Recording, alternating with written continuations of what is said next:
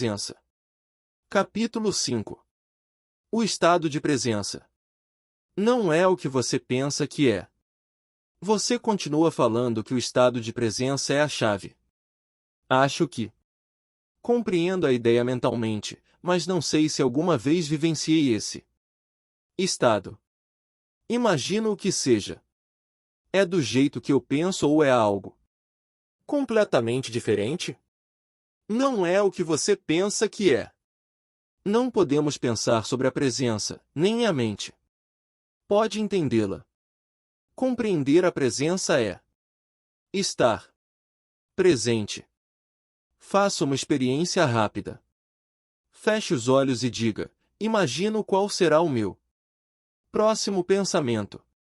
Depois fique bem alerta e espere pelo próximo pensamento. Haja como um gato espreitando o buraco do rato. Que pensamento será que vai sair do buraco do rato? Experimente já. E aí? Tive de esperar bastante tempo até que surgisse um pensamento. Exatamente. Enquanto estamos num estado de presença intensa, estamos livres do pensamento. Estamos quietos, embora estejamos alerta.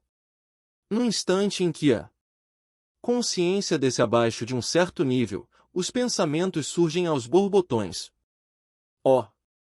Ruído mental volta a aparecer e perdemos a serenidade. Estamos de volta ao tempo. Para testar o grau de presença, alguns mestres tornaram-se conhecidos por se aproximarem dos alunos por trás, de súbito, atingi-los com um bastão. Que susto! Se o aluno estivesse totalmente presente em estado de alerta, se tivesse mantido seu lombo cingido e sua lamparina acesa, que é uma das analogias de que Jesus se utiliza para falar da presença, o aluno teria percebido o mestre se aproximar e o teria imobilizado ou se desviado para o lado. Mas, se o aluno fosse atingido, isso significaria que estava mergulhado em seus pensamentos, o que quer dizer ausente, inconsciente.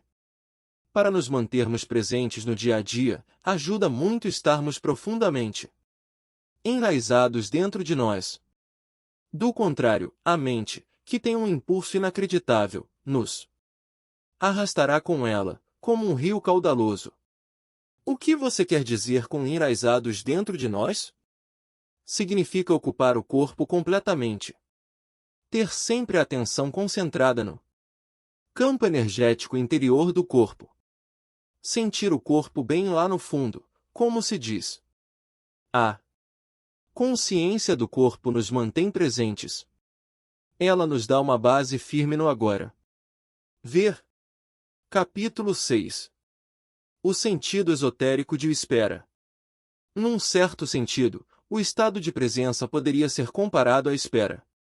Jesus empregou a analogia da espera em muitas de suas parábolas. Não se trata do costumeiro tipo de espera, tediosa ou agitada, que é uma negação do presente sobre a qual já comentei. Não é uma espera na qual a atenção fica focalizada em algum ponto do futuro. E o presente é percebido como um obstáculo indesejável, que nos impede de alcançar o que desejamos. Existe um tipo de espera que requer uma prontidão total. Alguma coisa pode acontecer a qualquer momento e, se não estivermos absolutamente acordados, calmos, vamos perdê-la. Esse é o tipo de espera da qual Jesus falou. Nesse estado, toda a nossa atenção está no agora. Não há nenhum espaço para fantasias, pensamentos, lembranças, antecipações. Não há tensão nem medo, apenas uma presença alerta. Estamos presentes com todo o nosso ser, com cada célula do corpo. Nesse estado, você que tem um passado e um futuro, em outras palavras, a personalidade, dificilmente está ali. E, mesmo assim, não se perdeu nada de valor. Você ainda é essencialmente você. Na verdade, você é muito mais inteiramente você do que jamais terá sido, ou melhor, somente. Agora, você é verdadeiramente você. Seja como um servo esperando pelo retorno do seu Senhor, diz Jesus. O servo desconhece a que horas o Senhor vai chegar. Então fica acordado, vigilante, aprumado e sereno, para não perder a chegada do patrão. Em outra parábola, Jesus fala das 5 mulheres descuidadas, inconscientes, que não tinham levado azeite suficiente. Consciência, para manter as lâmpadas acesas, ficar presente, e, assim, perderam a chegada do esposo. O agora, e não participaram das bodas, iluminação. Essas 5 fazem um contraste com as 5 mulheres prudentes que tinham azeite. Fique consciente. Nem mesmo os homens que escreveram esses evangelhos compreenderam o sentido dessas parábolas, e assim, os primeiros mal-entendidos e distorções surgiram enquanto eles estavam escrevendo. Com as interpretações equivocadas, perdeu-se completamente o sentido real. Essas parábolas não são sobre o fim do mundo, mas sobre o fim do tempo psicológico. Elas apontam para a transcendência da mente e para a possibilidade de se viver num estado inteiramente novo de consciência. A beleza nasce da serenidade da sua presença. O que você acabou de descrever é algo que acontece comigo ocasionalmente. Por breves momentos quando estou só e em meio à natureza. Sim. Os mestres Zen usam a palavra Satori para descrever um momento de insight, um momento de mente vazia e presença total. Embora Satori não seja uma transformação duradoura, agradeça quando ele surgir, porque terá uma amostra da iluminação. Isso já pode ter acontecido muitas vezes, sem que você soubesse o que significava e como era. Importante. A presença é necessária para tomarmos consciência da beleza, da majestade, do aspecto sagrado da natureza. Você alguma vez contemplou o espaço infinito em uma noite clara, estarrecido por sua calma absoluta e incrível vastidão? Já escutou, de verdade, o som de um riacho numa montanha na floresta? Ou o som de um melro ao cair da tarde em um tranquilo dia de verão? Para perceber tudo isso a mente tem que estar serena. Você tem de se despojar por um momento da sua bagagem pessoal, de problemas, do passado e do futuro, e também do seu conhecimento. Do contrário, você olhará mas não verá, ouvirá mas não escutará. Estar totalmente presente é fundamental. Existe algo mais sob a beleza das formas externas. Algo que não pode ser nomeado. Que é inefável, uma essência profunda, interna e sagrada. Onde quer que exista beleza, essa essência interior brilhará de alguma forma. Ela só se revela quando estamos presentes. Será possível que essa essência sem nome e a sua presença sejam coisas idênticas e uma coisa só? Será que a essência estaria lá sem a sua presença? Vá fundo nisso. Descubra por si mesmo. Quando você vivenciou esses momentos de presença, provavelmente não percebeu que, por breves instantes, esteve em um estado de mente vazia. Isso aconteceu porque o espaço entre esse estado e o fluxo de pensamentos era muito estreito. O seu Satori pode ter demorado só uns segundos antes que a mente surgisse, mas ele esteve lá, do contrário você não teria vivenciado a beleza. A mente não pode reconhecer nem criar a beleza. Por alguns segundos, enquanto você esteve completamente presente, aquela beleza ou algo sagrado esteve lá. O pequeno espaço, sua falta de vigilância e a falha no estado de alerta impediram que você visse a diferença fundamental entre a percepção, a consciência da beleza sem pensamento e a nomeação e interpretação disso como um pensamento. O espaço de tempo foi tão pequeno que pareceu ser um simples processo.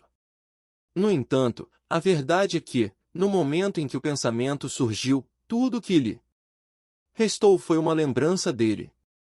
Quanto maior for o espaço entre a percepção e o pensamento, mais profundos seremos como seres humanos, ou seja, mais conscientes estaremos. Muitas pessoas estão tão aprisionadas em suas mentes que a beleza da natureza não existe para elas. Podem dizer que flor linda, mas é apenas um rótulo mental. Mecânico. Como elas não estão serenas, não estão presentes, não veem a flor de fato. Não sentem a sua essência, do mesmo modo que não conhecem a si mesmas, não sentem a sua própria essência interior, sagrada. Como vivemos em uma cultura dominada pela mente, a maior parte da arte moderna, da arquitetura, da música e da literatura é desprovida de beleza, de essência interior. Com raras exceções. A razão é que as pessoas que criam essas obras não conseguem livrar-se das suas mentes, nem mesmo por um momento. Portanto, nunca estão em contato com aquele lugar interior onde se originam a verdadeira criatividade e a beleza. A mente pode criar monstruosidades e não só nas galerias de arte. Olhe para as nossas paisagens urbanas e terrenos baldios em zonas industriais. Nenhuma civilização jamais produziu tanta feiura. Vivenciando a consciência pura. Presença é o mesmo que ser? Quando tomamos consciência do ser, o que de fato acontece é que o ser se torna consciente de si mesmo. Quando o ser toma consciência de si mesmo, isso é presença. Como o ser, a consciência e a vida são sinônimos, podemos dizer que a presença significa a consciência se tornando consciente de si mesma, ou a vida tomando consciência de si mesma. Mas não se apegue às palavras e não se esforce para entendê-las. Não há nada que você precise entender antes de conseguir se tornar presente. Compreendo o que você acabou de dizer, mas isso parece implicar que o ser, a realidade transcendental definitiva, ainda não está completo e que está passando por um processo de desenvolvimento. Será que Deus precisa de tempo para um crescimento pessoal? Sim, mas somente se visto da perspectiva limitada do universo manifesto. Na Bíblia, Deus declara: Eu sou o Alfa e o Ômega, eu sou aquele que está vivo. No reino eterno, em que Deus habita, que também é a nossa casa, o começo e o fim, o Alfa e o Ômega. São uma unidade, e a essência de todas as coisas que existem e existirão está eternamente presente na forma de um estado não manifesto de unidade e perfeição. Totalmente além de qualquer coisa que a mente humana possa vir a imaginar ou compreender.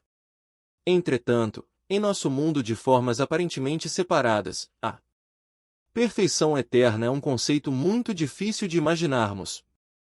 Aqui, até mesmo a consciência, que é a luz emanando da fonte eterna, parece estar sujeita a um processo de desenvolvimento, mas isso se deve à nossa percepção limitada. Não é isso que acontece em termos absolutos. Ainda assim, vou continuar a falar por um momento a respeito da evolução da consciência em nosso mundo. Todas as coisas que existem têm um ser, têm uma essência divina, têm algum grau de consciência. Até mesmo uma pedra tem uma consciência rudimentar, do contrário não existiria e seus átomos e moléculas se dispersariam. Tudo está vivo. O sol, a terra, as plantas, os animais, as pessoas, todos são expressões da consciência em níveis variáveis, a consciência se manifestando como forma. O universo desponta quando a consciência toma um corpo e uma forma, formas abstratas e formas materiais. Olhe para os milhões de formas de vida só neste planeta. No mar, na terra, no ar e, em seguida, como cada forma de vida se reproduz milhões de vezes. Com que propósito? Será que alguma coisa, ou alguém, está jogando um jogo com a forma? Isso é o que os antigos profetas da Índia se perguntavam. Viam o mundo como lila, uma espécie de jogo divino jogado por Deus. As formas de vida individuais não são obviamente muito importantes nesse jogo. No mar, a maioria das formas de vida não sobrevive por mais de alguns minutos depois de ter nascido. A forma humana também vira pó bem rapidamente. Quando ela se vai, é como se nunca tivesse acontecido. Isso é trágico ou cruel? Só se criarmos uma identidade separada para cada forma e esquecermos que a consciência de cada uma é a expressão da essência divina. Através forma. Mas você não sabe de verdade essas coisas até que vivência a sua própria essência divina como pura consciência. Se um peixe nasce no seu aquário e você lhe dá o nome de John, escreve uma certidão de nascimento, conta-lhe a história da família dele, 2 minutos depois, o vê sendo engolido por um outro peixe, isso é trágico. Mas só é trágico porque você projetou um eu interior separado onde não havia nenhum. Você se apoderou de uma fração de um processo dinâmico, uma dança molecular, e fez dela uma entidade separada. A consciência assume formas tão complexas para se disfarçar que acaba se perdendo completamente nelas. Nos dias atuais, a consciência está totalmente identificada com seu disfarce. Só se conhece como forma e assim vive com medo da destruição da sua forma física ou psicológica. Essa é a mente egoica, e é aqui que surge uma grave disfunção. Agora parece que alguma coisa deu errado em algum ponto ao longo da linha da evolução. Mas mesmo isso é parte da lila, o jogo divino. Por fim, a pressão do sofrimento criado por essa aparente disfunção obriga a consciência a se desidentificar da forma e a faz despertar do sonho da forma. Ela recobra sua autopercepção, mas num nível muito mais profundo do que quando a perdeu. Esse processo é explicado por Jesus na parábola do filho pródigo, que deixa a casa paterna, esbanja sua fortuna, vira um mendigo e então é forçado por suas provações a voltar para casa. Ao chegar, seu pai o ama mais do que antes. O estado do filho é o mesmo que anteriormente, ainda que não seja o mesmo. Tem agora uma dimensão adicional de profundidade. A parábola descreve uma trajetória a partir de uma perfeição inconsciente, passa por uma aparente imperfeição e demonismo, até chegar a uma perfeição consciente. Você consegue perceber agora a profundidade e a grandeza de se tornar presente como observador da sua mente. Sempre que observamos a mente, livramos a consciência das formas da mente, criando aquilo que chamamos o observador ou a testemunha. Consequentemente, o observador, que é a pura consciência além da forma, se torna mais forte, e as formações mentais se tornam mais fracas. Quando falamos sobre observar a mente, estamos personalizando um fato de verdadeiro significado cósmico porque, através de você, a consciência está despertando do seu sonho de identificação com a forma e se retirando da forma. Isso é o prenúncio, e também parte de um acontecimento que provavelmente ainda está num futuro distante, no que diz respeito ao tempo cronológico. Esse acontecimento é conhecido como o fim do mundo.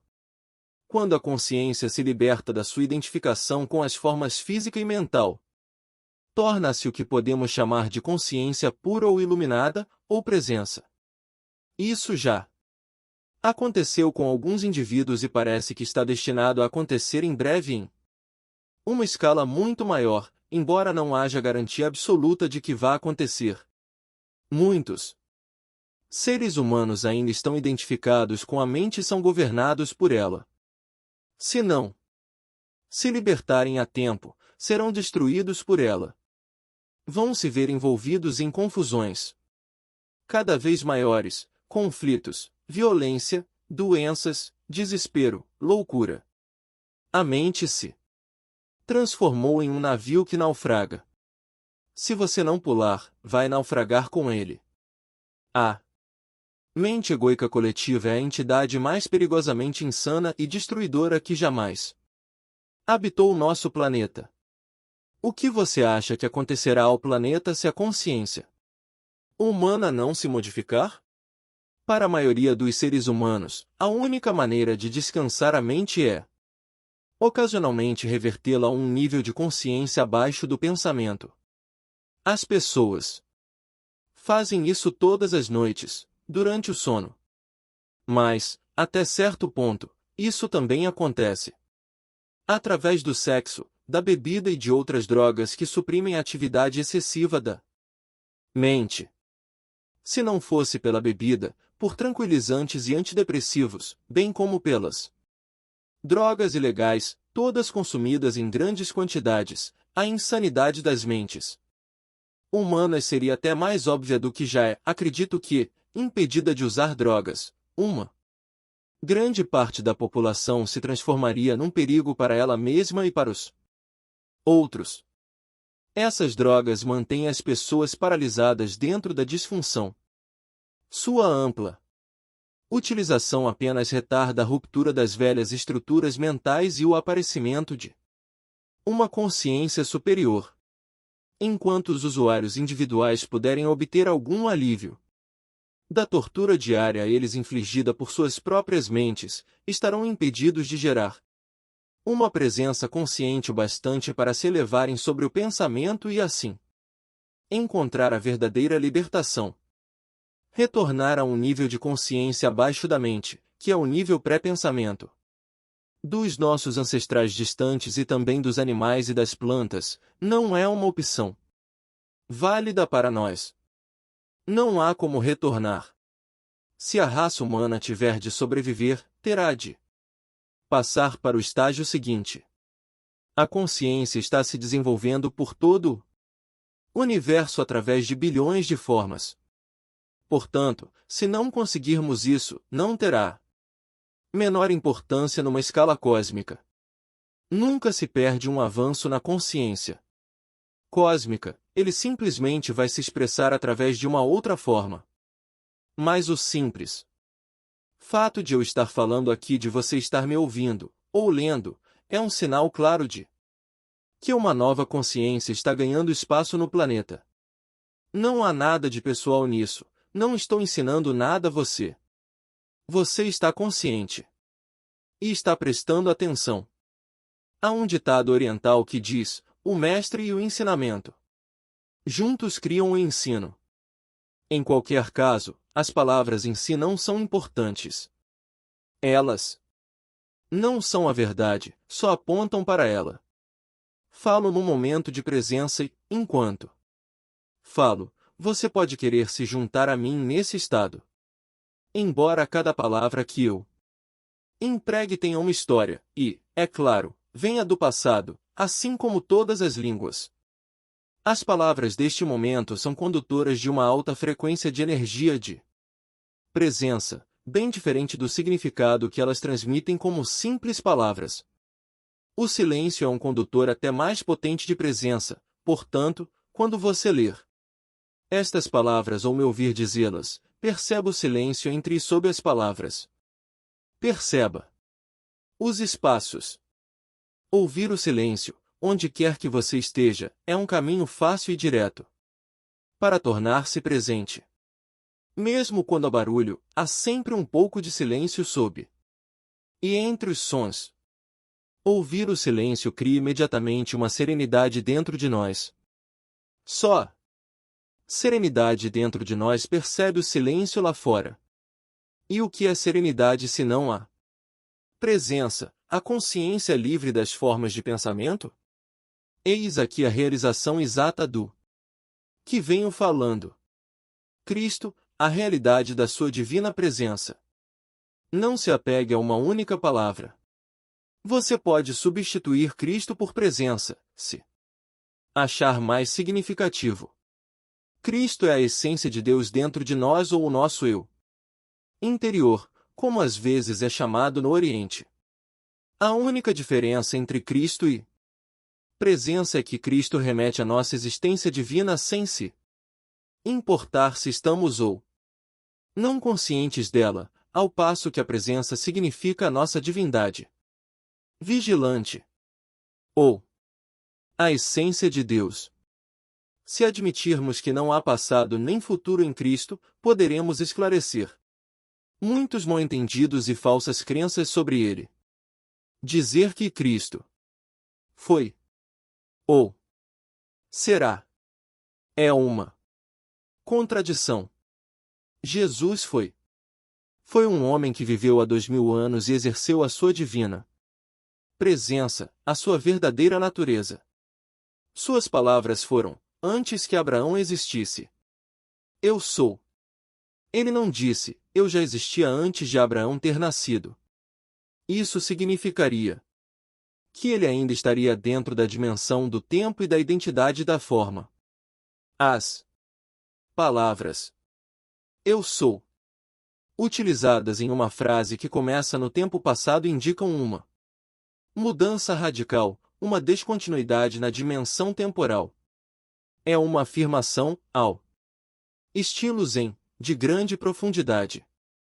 Jesus tentou transmitir diretamente, e não através de divagações, o significado de presença, de autorrealização. Ele foi além da dimensão da consciência governada pelo tempo e penetrou no domínio da eternidade.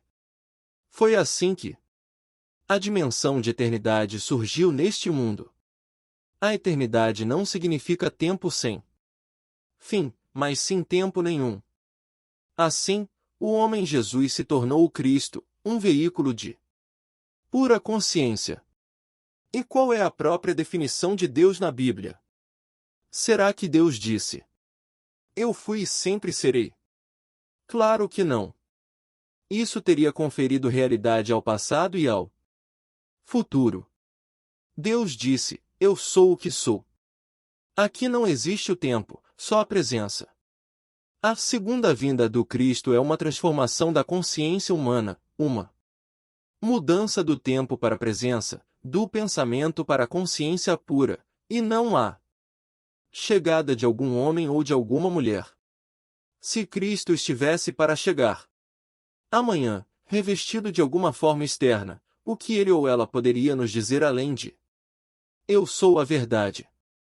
Eu sou a divina presença. Eu sou a vida eterna. Estou dentro de você. Estou aqui. Eu sou o agora. Nunca personalize Cristo. Não dê uma forma de identidade a Cristo.